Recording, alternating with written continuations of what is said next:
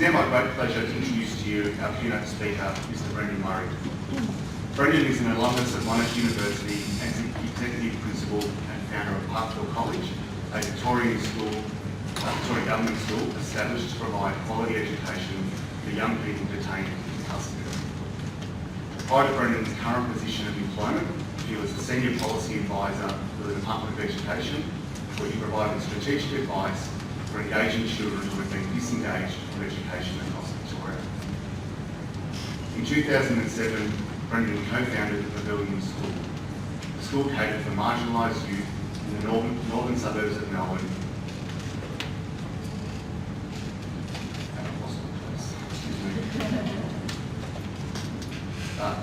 Brendan is a teacher who has previously worked as a manager and a social worker within the areas of multiple and complex needs, homelessness, criminal justice, community mental health, adolescent street outreach, juvenile detention and child protection.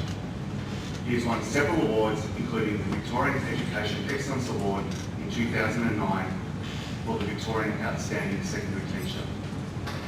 He has also won the Federal Government Closing the Gap Award, also in 2009, for strengthening partnerships between Indigenous and non-Indigenous Australians and for drastically improving the education outcomes for Aboriginal Australians in Northern Metropolitan Melbourne. In 2010, the Melbourne Magazine of the Age newspaper listed Brendan as one of the state's top 100 most influential, innovative and inspiring citizens.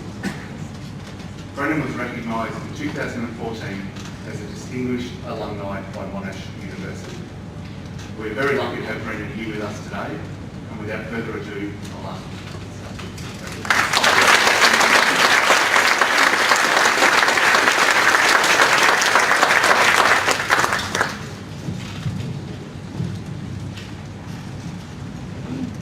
Never my strength area. Fine moments.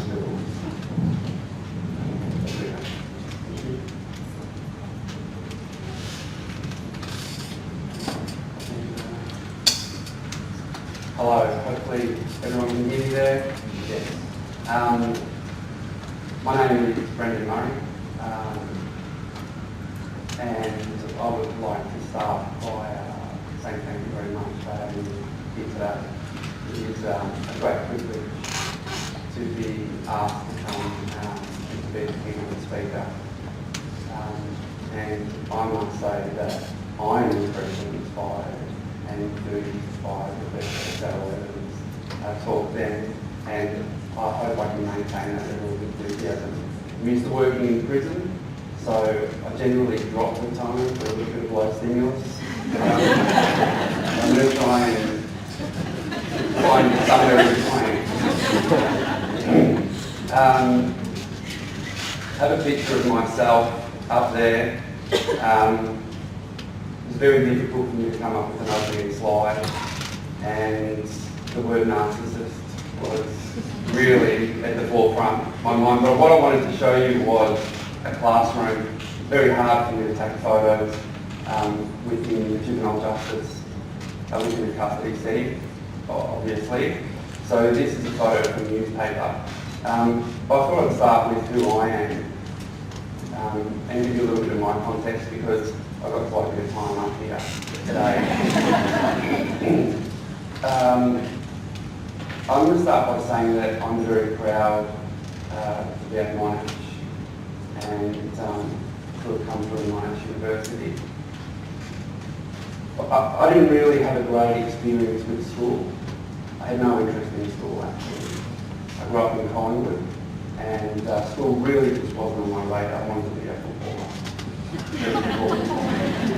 And I was quite confident through my teenage years that I would become a footballer, so school was largely irrelevant for me. I turned up. In my HSC year, 410 was the highest possible mark. I got 205 with an asterisk, which was for special consideration, because my school wanted to make sure that every child passed. So they started working with me very early on in Year 12, writing reasons why I should get special consideration.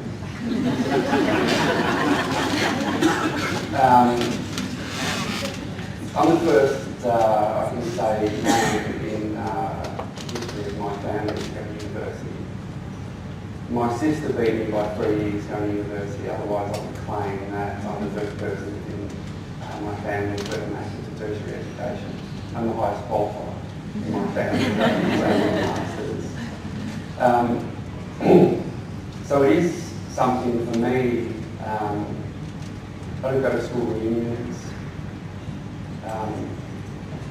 I carry around a Monash bag with me. It means something to me, something very special to me.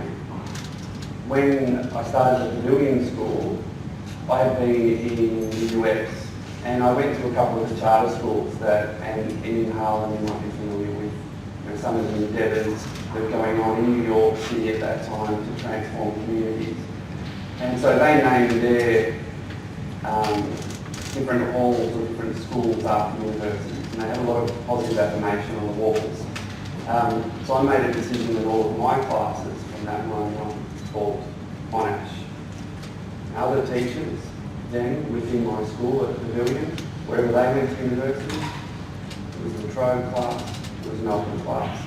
And when children asked why Monash, I would say to them, well, this is where I went to university, which is where I transformed my life.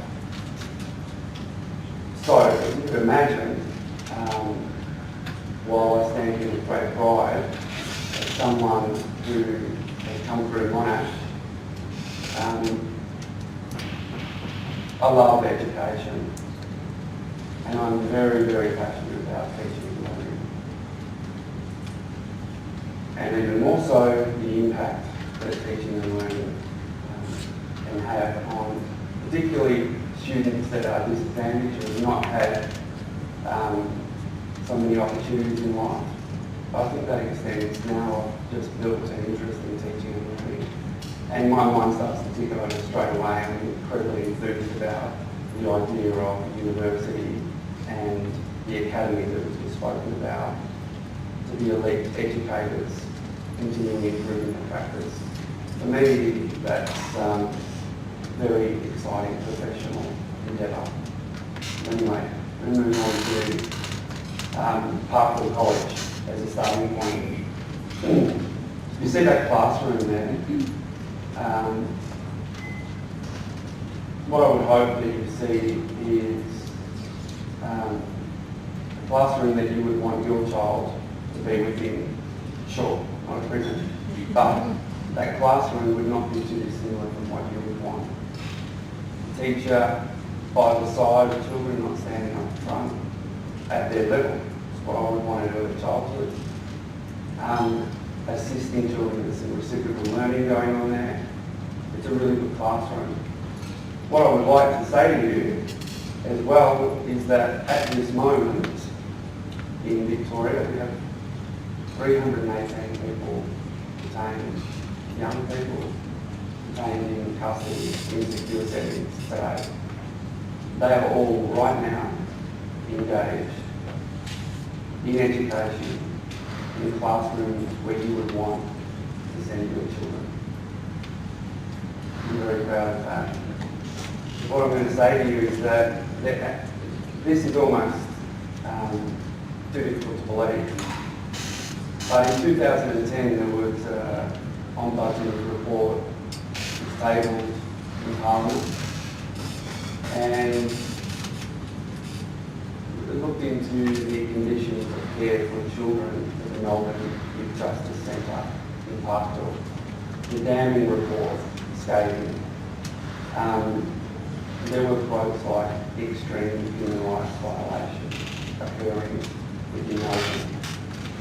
The 27 recommendations the Ombudsman made, from food being edible, rooms being hygienic, staff within the Youth Justice Precinct having a working children's check, and that the Ombudsman extended his powers to make 3 recommendations about education. The Ombudsman didn't go far enough as far as I'm concerned. The Ombudsman made 3 recommendations, and they were directly pertaining to children detained in custody and remand. The The Ombudsman said that children detained in custody who are innocent until proven guilty for up to 501 days have no access to registered teachers, to curriculum, to any form of education. What the Ombudsman didn't go on to say, because the Ombudsman was looking at a particular section within the youth justice system, within the custodial settings, is that no legislative requirements for children or young people in regard to education being met in the state of Victoria. It's remarkable to think about. In 2012, we commenced Parkville College. I worked at the Pavilion School, and I just received an award that said that I was one of the most inspiring innovative and something citizens, and I thought, well, I'll ring the minister. Maybe the minister will pick up the phone to me. Because I had a child that was at Parkville, and he was doing really well at the Pavilion School. He was doing his year 12, and he was remanded in custody. And my teachers would bring him his books and running lessons with him in a visitors meeting room so that he could continue his education. So I thought, it called me crazy, but it seemed very important that children, young people detained in custody, would not only have access to education, but have a really good education. This would seem like a very good long-term goal for our society. I was very fortunate that both ministers at the time, Woolrich and Dixon, the Liberal Party in Victoria, well, they believed, I mean, it seemed for them, what do you mean there's no school within custody? How could this be? How could there be no school operating? There was a tape. The tape was saying, the Ombudsman pointed out, a percentage of children. That was really, they were really cherry picking a percentage of children. And girls didn't get access to tape. The more vulnerable, which is what happens within prison settings, those within protection don't get access because they don't get to mix with the mainstream out of fear.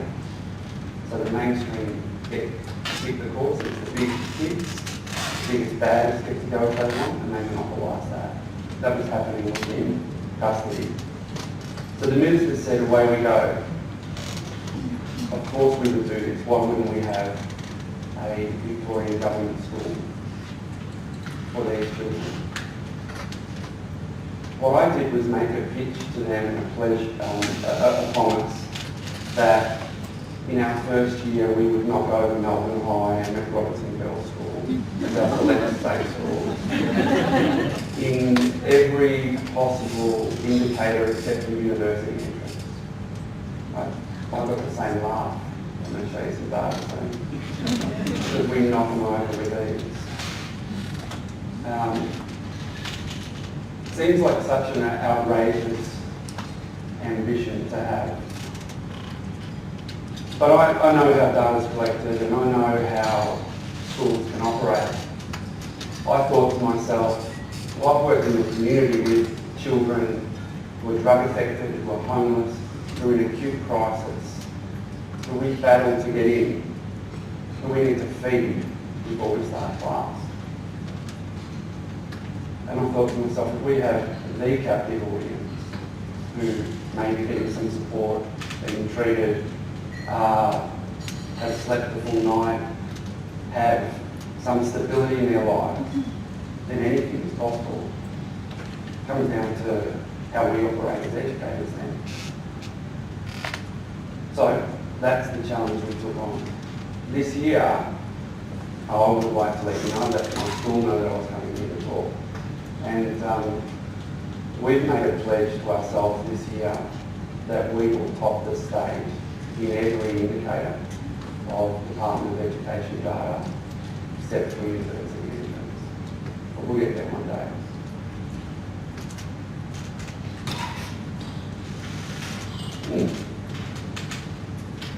Well, I'd like you to think about the concept of education for a moment. It seems like such a simple concept for us to understand, but I guarantee here that we all in this room have our own understanding of what is education. Yet if I ask everyone in this room to write out a definition of education, we're going to give you 100 variations. They'll be similar because I'm backing that this group is thought about the concept of education a lot more than if I was in a room of principals. The truth of it, I mean, this is my context. I work for the Department of Education and I work in primary and secondary schools. We bypass what is education, what is the idea of education. I'm going to make a few claims. One is, I'm offering, whenever I speak, I generally offer $50. So that's principles, maybe I'll offer 100 to make it a bit more involved. If anyone could locate a definition of education on the Department of Education and Training in Victoria on the federal website, $100 from me. Anytime. It's open, you can email me anytime if you find that, because that will be a great day for education, I think, in this state and in this country. It seems like an odd thing to focus on, potentially, the concept of education, why it's so important. But for me, it remains one of, it's the crucial definition, along with my next slide, which is what is a school and what is the purpose of school.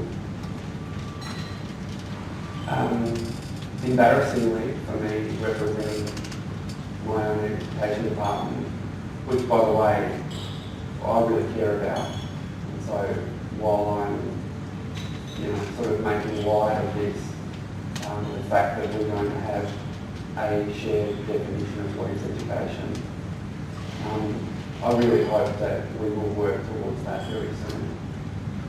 Even Wikipedia outdoes us. There's Wikipedia you can go to, and there is a definition of education that is around the mark of a transmission of information, culture, values, knowledge, content from one generation to the next.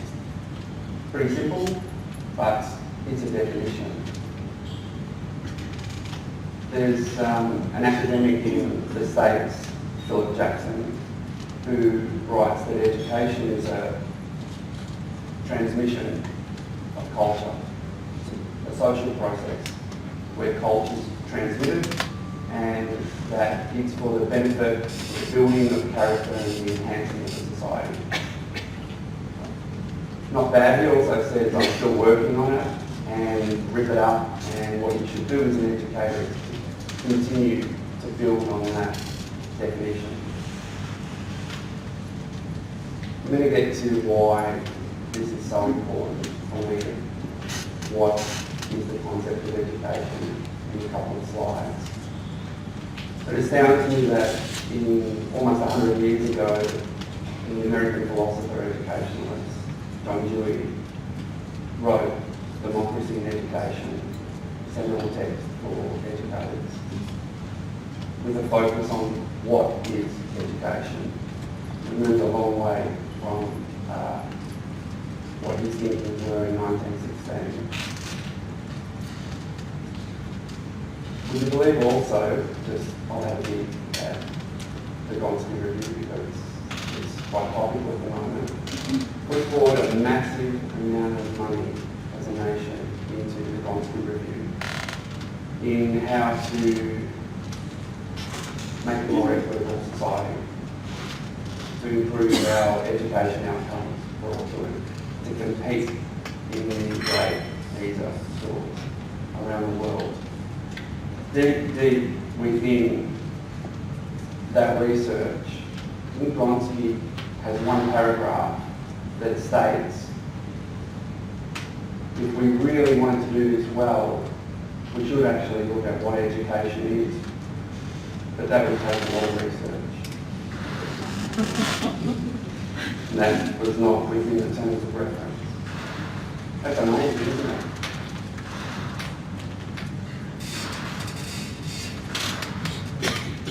So, what is school? Stems from what is education, what is the purpose of school. The Education and Training Reform Act has the most definite, in Victoria, has the most definite definition of what is a school. But it's really not enough. The definition is that school is the place at or from which children of compulsory school age attend between the hours of 9 to 5. My school runs 365 days, and we have children up to the age of 21, but we're still a school. I'm labouring the point, so I'll move on, but Julie again says that here's a focus on growth as education, and that the purpose of school is it should be measured by creating the desired effect of growth for students and then supplying the means for growth. But by the way, that's where I find myself closest aligned to for children, for education. We had a declaration made by the councils of all Australian governments. It's known as the Melbourne Declaration, where everyone agreed to equity and excellence for all students. I've got a picture of a hospital up here, and the emergency unit. So I'm going to paint a picture for you. Right now in this room, I'll be confident that if I was to fall ill, something happened to me, my heart stopped, I would back everyone in this room to call 000, and we would have an ambulance here in no time. We don't have to stop at any lights on the way to the hospital. We get to the hospital, we bypass triage, everyone waiting in the room, we go straight into an incredible emergency room. The best doctors, the best healthcare that we can imagine. And no one upstairs in the hospital wards or out the front says, why should they get that treatment? What about us? You know, what do you think about education at the moment, particularly school, as a starting point? If we had a child sitting outside now and clearly disengaged and disenfranchised, no one's walking by and putting a call through to the local school or the Department of Education. In fact,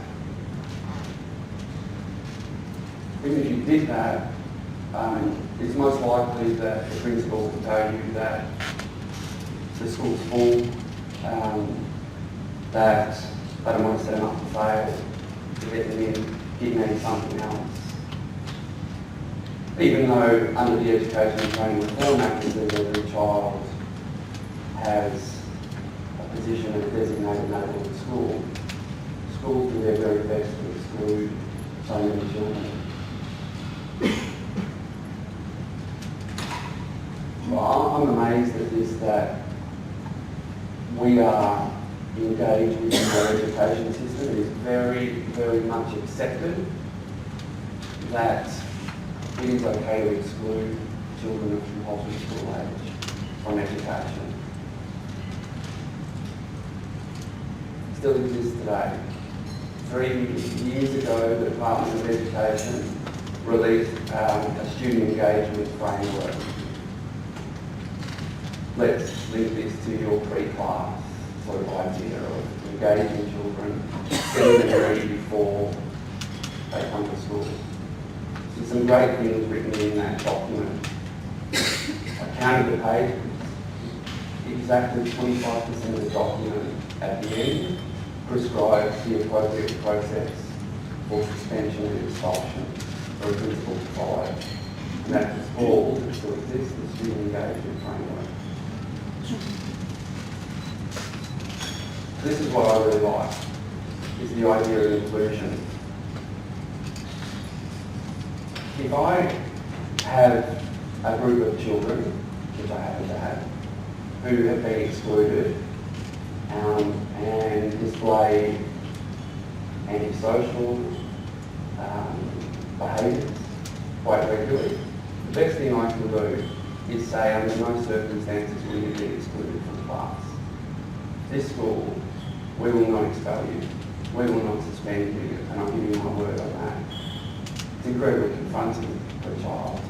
We talk all about the theory behind that, but it's linked to attachment theory, with John Baldwin's sort of idea of attachment and challenging attachment disorders, creating a secure attachment with your learner, making them feel safe and supported. It's a very simple thing to do. An associate professor from Monash, Pamela Snow, done a lot of research into young offenders and linking back to early childhood and looking at their trajectory. And she has a theory that within our primary school years, we move too quickly to engage children to learn to read in prep. So before they've built up their verbal toolkit or understand all the nuances of language and communication, we go into a skill by strategies for teaching kids how to read. At grade 1, so 1 year in, our state system has set up what you might know as reading recovery, which is an early intervention for children that aren't meeting their developmental norms, aren't meeting what we decide where they should be, falling behind. So reading recovery goes in place, which is a good idea. And what Associate Professor Snow says is that from grade 2 there's a transition that's made within our education system. From learning to read, we move to reading to learn. She has this idea that if you miss that boat, you're in a whole lot of trouble. And this is where you start to see the map, which I have across our education system, which is where you start to see your suspensions, detentions, expulsions. It's a crazy concept. I can tell you, many of you here, you know what, everyone went to school, you have your children at school, grandchildren. Prep grade 1, if you are falling behind in reading, writing, and maths, you'll get extra support. If you're falling behind with your behaviours or how you operate amongst other children, then you begin a process of exclusion.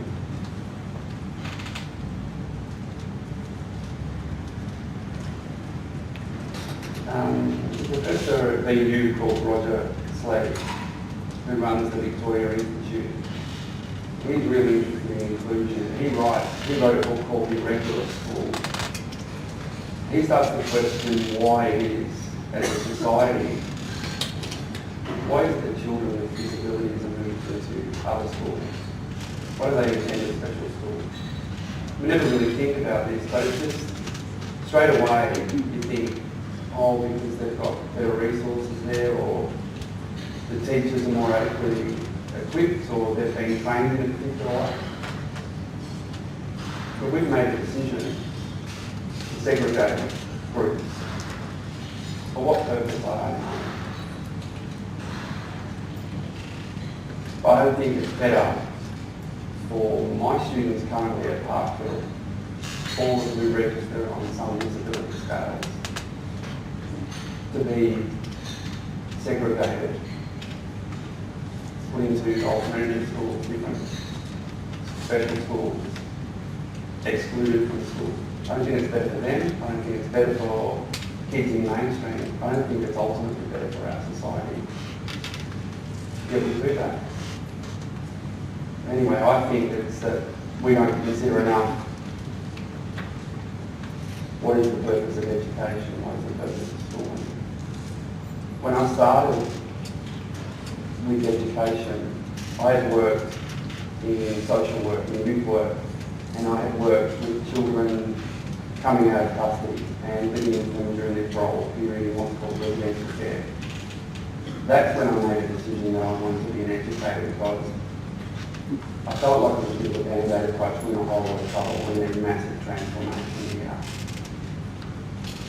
And when I was going to schools, I was so disheartened by schools knocking back kids and not accommodating their needs. I wanted to become a teacher. I went to Monash to become a teacher. Not just to be a great teacher, but I wanted to establish great schools for these kids. I remember walking into Monash and saying, oh, I want to be the equal of a teacher going to Scotch. I want to provide what Scotch College provides for these same kids. Why not? My starting point was, I know there's something today on human rights here. My starting point was the Universal Declaration of Human Rights. Article 26 states everyone has the right to education. Well, so I'm going to uphold that, because that doesn't happen in Victoria. It doesn't happen everywhere, not everyone. But then I became more interested. That sort of carried me for 10 years. Everyone has the right to education. Further to that, I started to think more about the next line, which is education should be directed towards the full development of human personality. So it started to occur to me that's actually a bit more, potentially, than reading and writing and maths. In the last couple of years, I've become more interested in the idea that, again, in Article 26, the next line is that education should promote respect, tolerance and understanding amongst all people. Really important when you're working with children who are in custody who committed enormous crimes. That becomes much more relevant and illuminating. I think it's also transferable, equally as important for all within our education system.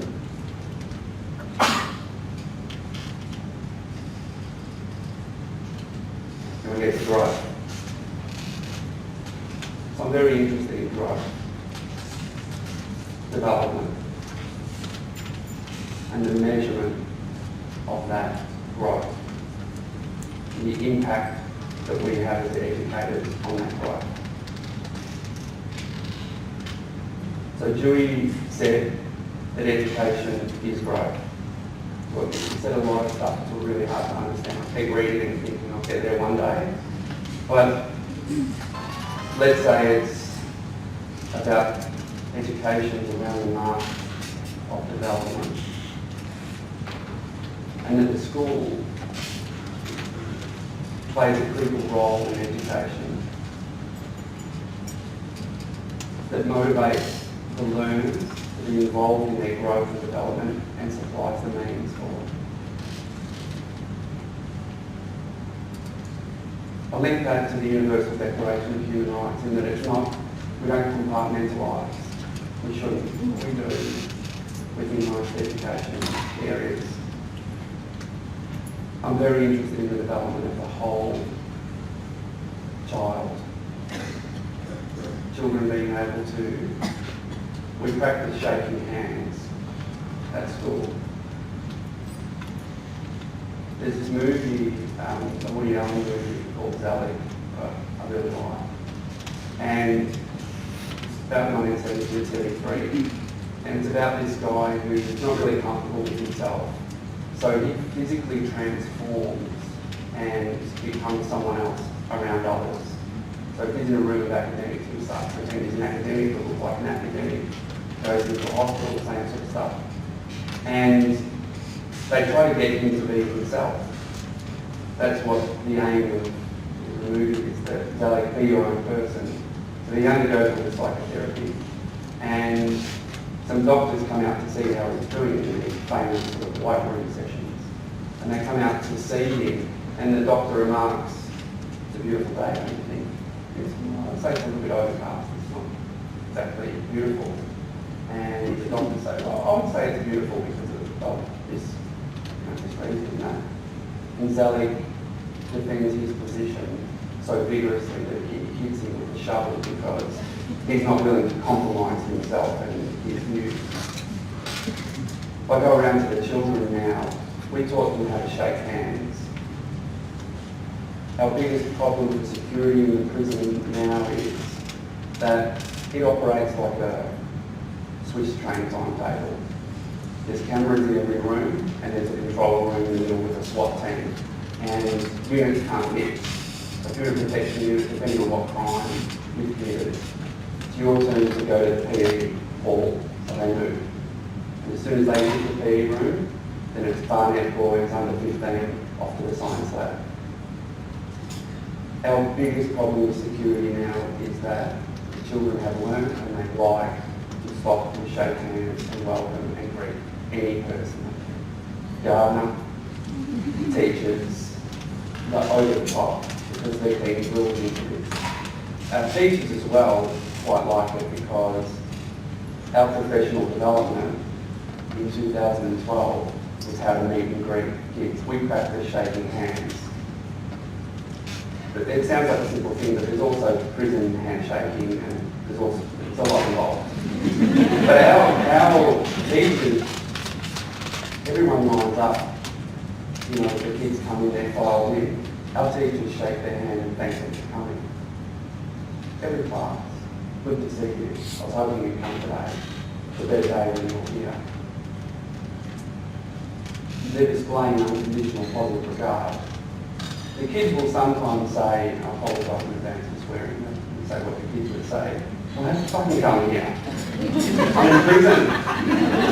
And the teacher will say, well, no, you don't actually. I mean, you could follow Gandhi's lead, and you could sit down passively in your room, no one can drag you here. I'm going to say thank you for coming in. Thank you for having a go. Thanks for the way you maintained eye contact with me. Thanks for the way you operated. There is a whole lot of teaching that goes on off the curriculum. This, I think, is so important for the learning outcomes for kids. I have no problem with standardised testing. I actually have no problem with NAPLAN at all. It's largely irrelevant for me. But we test, I would test the kids 12 times a year on literacy, same test on their progression. One, for the kids to know where they are. More importantly, for the teacher to know what they have to, how they have to adapt.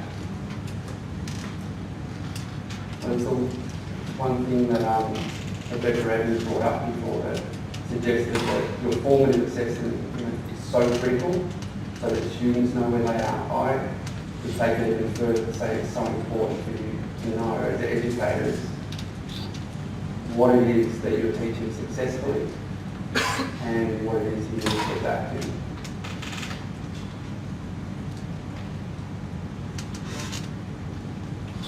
Impact.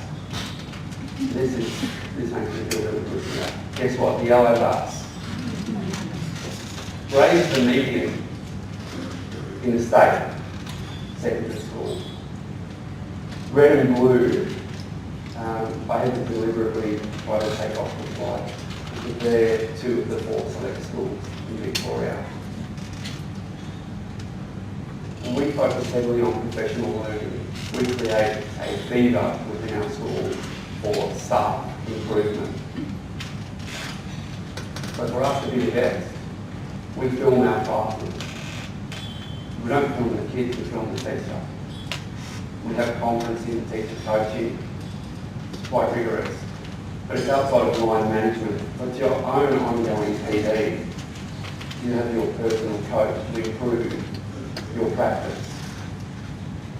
Everything from how your whiteboard is, if your success criteria on the whiteboard, if your learning intention was clear, if you reflected enough, how you moved, how you turned your back on the class, whatever they're working on to improve as teachers. So you'll see here that overall, we're way ahead of the 2 select schools. School level support might be a bit difficult to read. Renewal of knowledge and skills, applicability of professional learning, collective participation, active participation, coherence, and feedback off the chart. And we really privilege feedback. I would go further in saying we ask our students at the end of our lessons to assess the teacher. Seems quite daunting, but it's really important. It's important to get some feedback. If I was in a lecture hall, I would be grabbing 3 students on the way out and asking them, can I just ask you quickly, what do you think were the 4 main points that I just went through in that hour? And if they can't name them clearly, then I need to have a look at my teacher and think, right, I've got to connect with this audience in a different way.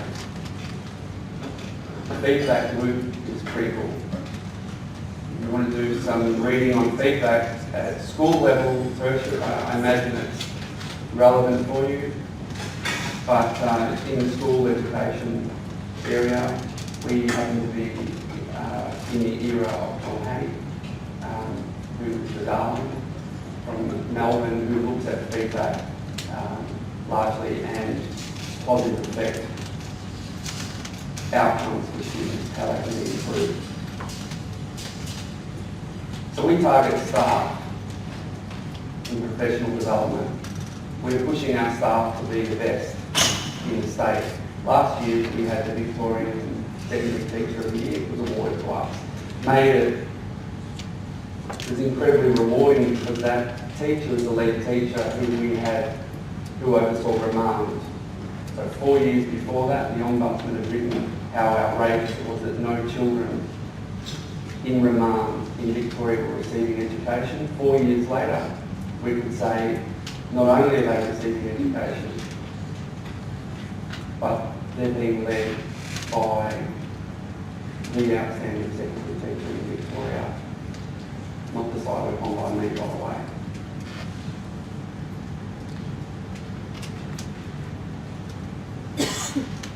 So if we look at our staff and we test and test and test, we're also looking at our students. This is so important. We test our students with a survey called the AU School Survey. The Department of Education survey that every school in Victoria, from grade 5 to year 12, has the same questions every year. There's one snapshot. So schools do it, and what they do to get good marks, mostly they hand out some chocolates 30 minutes before. It's really nice for a day before, and they try to get the best results that they can. We're doing an enormous amount of testing here on student safety, classroom behaviour, connectedness of things, all off the survey, and we adapt. So if a teacher gets a low mark on student safety, he's not going to be safe. They have an explicit conversation with their class about how can we improve that. It's a very simple thing to do, to open up a dialogue and then try to act upon that and for everyone to be involved in that and to have a pursuit that everyone's really clear about. We want to lift our student safety. Remarkably, I'd like to point out here that the grey line is another select school. Would you believe we're in prison? We are beating a select school in student safety, student morale, diminished, that's an inverted for distress. Kids, their well-being, kids are identifying they feel better within the classroom, in custody, than at a select state school. There are very simple things to can lift. One of them is teacher effectiveness. There are questions pertaining to how well prepared you think the teacher is. It's a very simple way to lift that. So if the teacher gets a low mark, I say to them, well, how about you go around to the unit where the kids live, where they're locked down, and at the start of every week, give them your lesson plan for the week. Let them know you're prepared. Give it to all the prison staff. Make sure it's on the walls. Make sure your intentions are really clear where we're going. That changes perception. That changes confidence in the learning environment immediately. I imagine for all of you that, it's not so long ago that I was a student. People are coming in daunted. People are coming into your classrooms unsure of themselves. It does make a big difference to shake someone's hand as they walk in the door. Everyone's hand. It does make a big difference to start to look at your classroom and how you can improve the learning environment. Because my argument ultimately is that if I get this sky high, and if I get the teachers and the staff, their professional development and climate sky high, the rest is really the easy bit. Think about elite sport sometimes and how this transfers. When we want to improve student outcomes, we're targeting literacy and numeracy interventions and strategies at a national level. It sort of seems to me like a football coach thinking to themselves, well, we're going games to kick more goals, so let's just practice golf. There's a lot more involved in that. For our kids, you need to be, or extend this to students, you've got to feel safe, secure. You've got to feel like you want to work with your teacher in some way. You've got to have some form of relationship.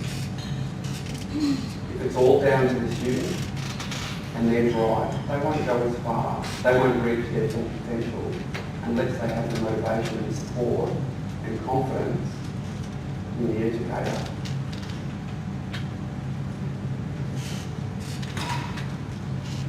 So, this is my last slide for teaching and learning. In a way, I want to put this up to symbolise, because I can't quite decode or decipher that. It sort of can be emblematic of teaching and learning. So there's a couple of things that I would like to sort of leave with you. And that is that teaching and learning is different from instruction and feedback. I no longer, when I did my teaching at Monash, I left as an English and an ESL teacher. I'm no longer an English and ESL teacher. I'm a teacher of students, of a particular group of students. That is my content knowledge, they are my methods. But I teach the students that are within my school.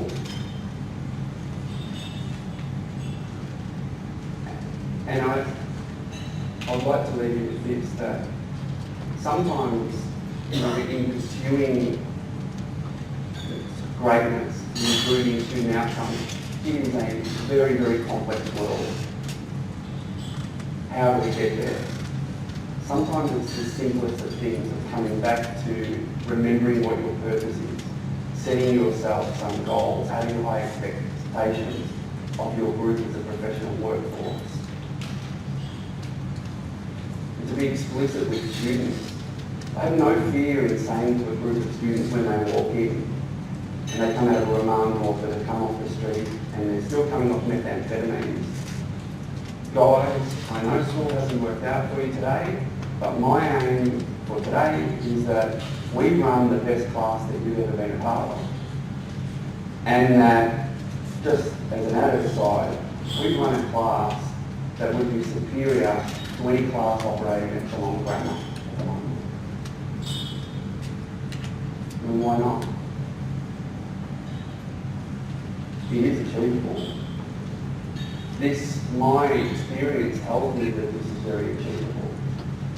And that's what I would like to recommend to you is that working together with that shared vision of pursuing those goals where you are the driver of achievement, where you are the driver of a professional standard that is directed towards improving student outcomes is your best starting point.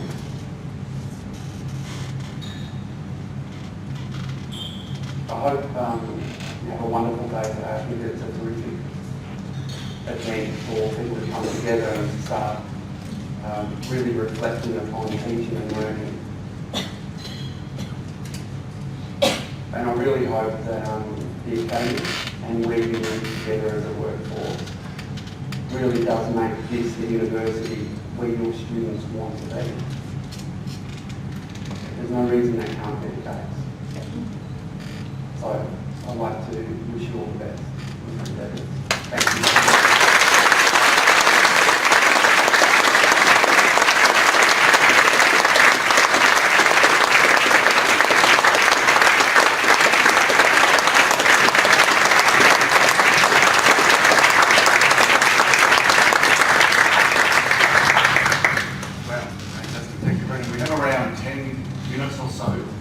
We have some lights that Kerry and others had.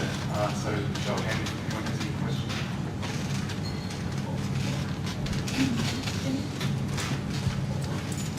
I've got a loud voice. Is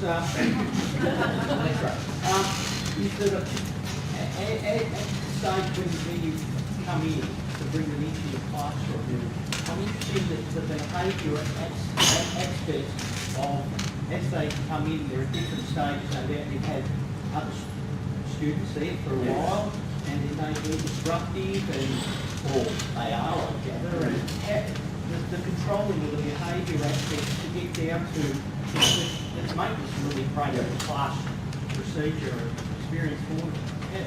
How do you deal with Yeah, look, it's, so that, just in case everyone didn't hear it, the questions about the challenging behaviours when someone comes into a group or how to get the group settled. What's difficult is to get your first group to settle. After that, it becomes much easier because once you establish a culture, then it's like field theory where children just go, oh, this is what we do. So this morning, there will be children in Remand North, which is our gateway. And they come in to prison potentially for the first time. And they've got a bit of swagger, they don't give a fuck about education, but then 14 other boys have their books and are standing by the door, and they're bigger, and they've been in prison for a long time. So that's how we do it today. How do you initially do it? You need to develop, we took a long time in our first year. I would have taken a month of working with kids individually to get them to a point to operate a successful classroom. I bring 3 at a time, 5, 10, until we work up to the group. And then it just becomes a culture. I took over a campus. We have a campus at Fairfield. It's a discrete campus. There's not a lot of people, it's not advertised. It's for people with intellectual impairment who have young, who are in for sex crimes and against children. Very complex group. We start off our first classes with 5 minutes where I read Help the Room, and we build, and we build, and we build. If the class got out of control, I would hope that I would say to any teacher to stop right now. We don't carry coordinated dysfunction, and we move on. On top of that, while saying that, it is a prison, and there are prison guards there. So a kid would be removed if they threw over a desk. the prison guards intervene straight away. What that means though then is straight after class, our teachers will go to that kid. We have packages of work for kids in case they kick off in class like that. And the prison guard takes their work back down to the unit with them. And then the teacher goes around and spends more time with them. And again, this we use much motivational interviewing, which is what one would use in drug and alcohol area for addiction to really motivate and develop self-efficacy ultimately.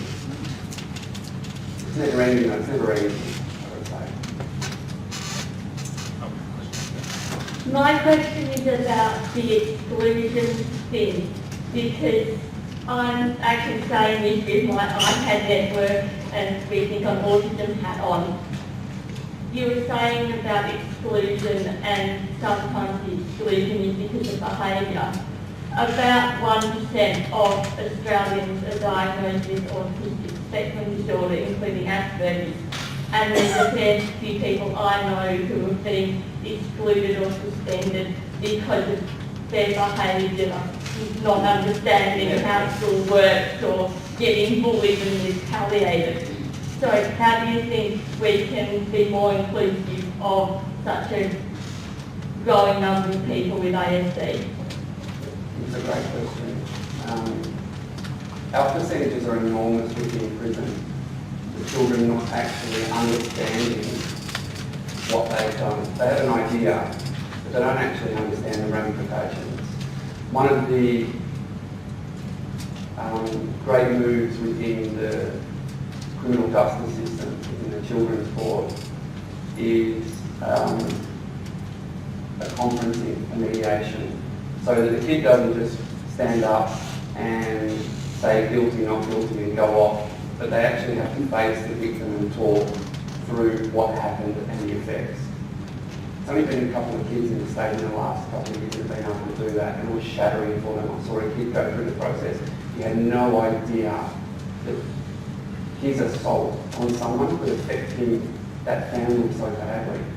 That person, how that person felt as a father, how he operated with his children from then on, how he wouldn't leave the house. Kids couldn't believe it. He's a very bright kid. I think that how within education we need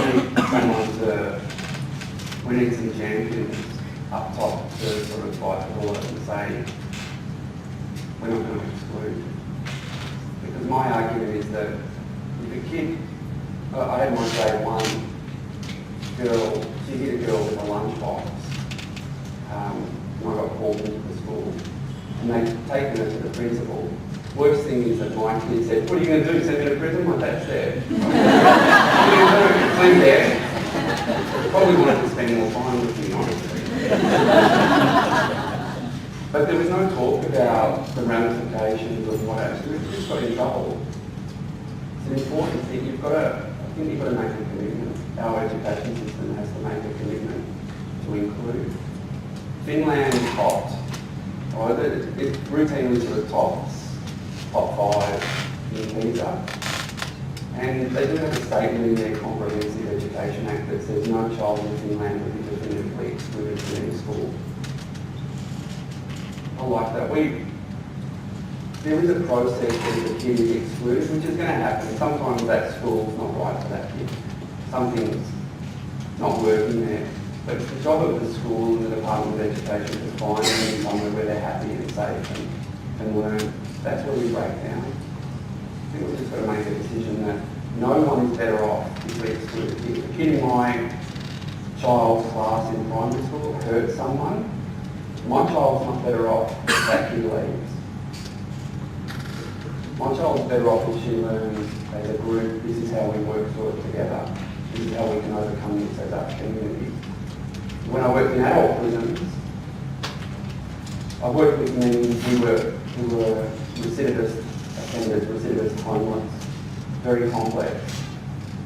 And they would talk about being entirely institutionalised. And I would often ask them, because I had my education qualifications, when did you first feel that? Generally they located it back to primary school, sitting out in front of office. But I started to like that. we need to make a statement to say that someone who comes to the local primary school, you're at the local primary school, that's it. We're a community together, we're going through this together, no matter what. Sort of like a family, you're in your ring. There's a question up the back here. Jen?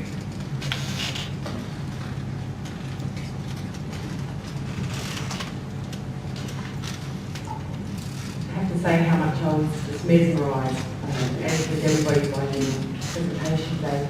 I just have an interest, it's been going a couple of years now, this program. Has there been any preliminary research or findings about what's happening to some of the children who've now gone back into the community, or particularly back into a mainstream school? Yeah. We're doing the research in its early days. There's an enormous amount of variables I've realised. Very hard to work out what the long-term impact is. I had a kid in the first year, a Koori kid, who I would have bet my life on, he's not coming back to prison. He progressed 7 years with his time with us. Enormous. He hadn't picked up a book, and he was a very violent boy.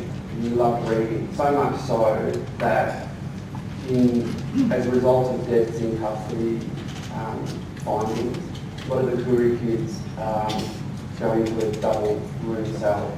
So other kids were complaining about, I don't want to leave his cell because he keeps the light on the line and reading. Completely regulating himself. He decided he loved literature. I would have bet my life on he's not coming back.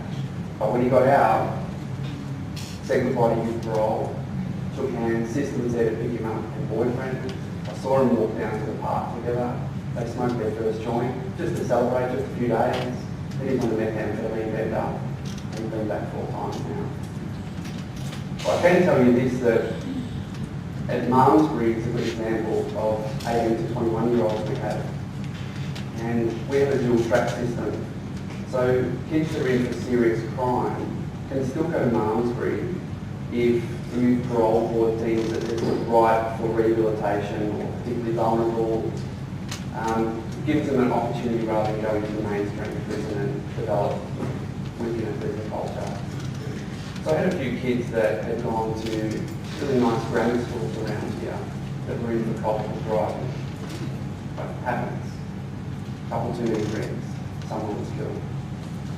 And one of the kids, when I arrived, said, what are you going to do if I can give me, like, times tables? You know, like, what am I going to get stupid stuff here? So we said, oh, I don't know, what do you want to do? What about we do some testing and see where you're at? Oh, somewhere year 12. Yeah, everyone has, by the way, at Malmesbury when I meet them. I've got somewhere year 12. Of course they have. So we do some testing and we find out. And this boy, yeah, I checked his grammar school, he completed BCE. So we went for Open University. And we worked out with the prison how to get him online. So we've got 3 kids on custody who are going to finish their degrees. I know I showed that data there, but out of 318 that are in custody at the moment, and they change, they don't run on a school year, so they're in and out all the time. We'll have 50 plus that complete year 12 this year. No problem. Nothing under the 10 at VCAL, at a minimum foundation, intermediate, senior. It's very difficult when I think about growth. How do we measure? We measure those that get full-time jobs. Do we go in an economy? Do we look at tertiary? Do we look at kids that have reconnected with their child? A lot of them are young parents. The research is really difficult. We want to do it.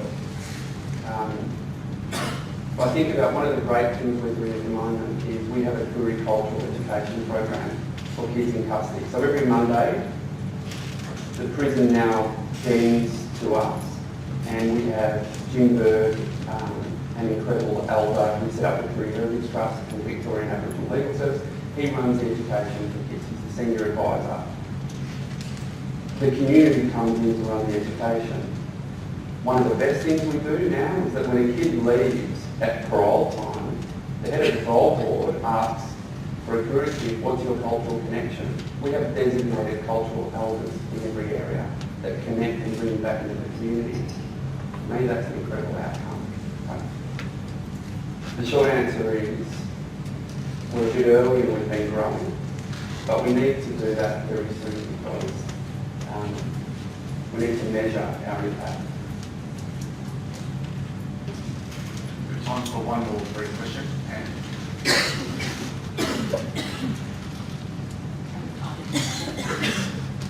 Thanks, Brendan. I'm Angela Carbone from the office. I just want to say I really enjoyed your talk and just bringing it back to the university setting. I think you've really broadened our thinking about education, what it is and what it means in the tertiary system. A lot of the time we express our education as the learning outcomes and the experience with our students, but I think you've really made us think deeply about more than learning outcomes in terms of knowledge of the subject content, but really broadening all those skills, those co-curricular skills, those skills that develop someone as a person, and I think that's brought a lot to us. The idea of exclusion, not just at primary school but at secondary school, but also moves into the workforce, how we behave and how we interact, deeply resonated with my thinking about education. So I just wanted to thank you. It wasn't a question, but just thank you for your presentation. Thank you. so on that, thank you. You saved me some text to you, Ash. Thank you. We have a gift for you. Thank you very much for joining us today for this presentation. Some sobering reflection and insights into the education and school context. So thank you very much.